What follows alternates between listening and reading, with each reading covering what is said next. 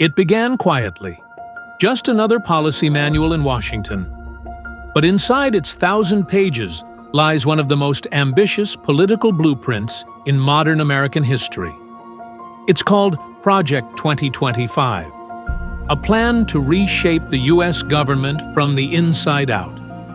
To some, it's a roadmap for reform. To others, a warning sign of creeping authoritarian power. This is the story of how it started, what it wants to change, and why it could redefine the balance of American democracy. The document traces its roots to the Heritage Foundation, a conservative think tank founded in the 1970s.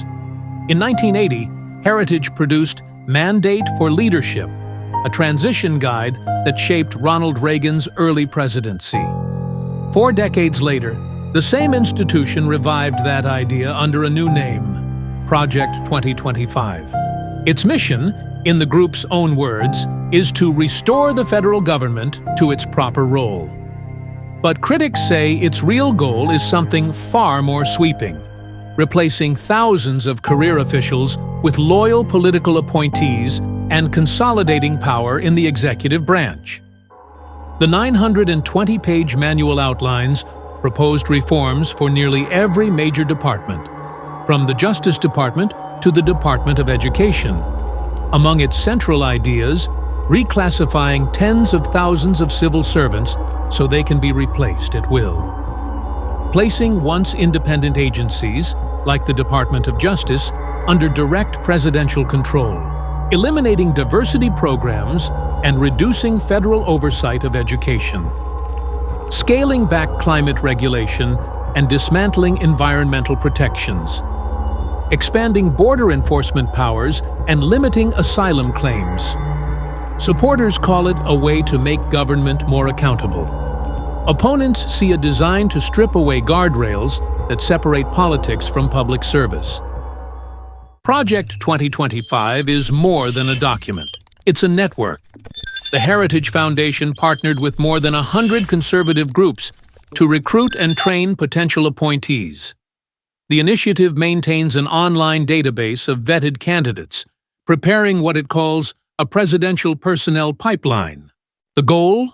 To be ready on day one with tens of thousands of aligned staffers ready to take control of government posts. Critics warn this bypasses traditional merit-based hiring, replacing expertise with ideological loyalty.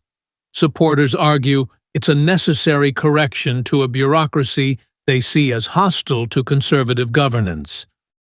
Civil rights groups like the ACLU and Democracy Forward have called Project 2025 a blueprint for authoritarianism. The Heritage Foundation rejects that label, saying it seeks transparency and efficiency, not tyranny. President Donald Trump, whose allies helped write parts of the plan, has publicly distanced himself, saying he had nothing to do with it. But several figures involved in the project have already joined government transition teams and policy committees. That overlap fuels speculation that pieces of the plan could still make their way into federal policy. Most of Project 2025's proposals are not law. Many would face constitutional tests and political resistance if enacted. Still, its influence is already visible in rhetoric, executive orders, and appointments. The deeper question may be less about one document and more about the direction of American governance itself. Who should wield power? An elected president or an independent system of institutions? And what happens when that balance shifts?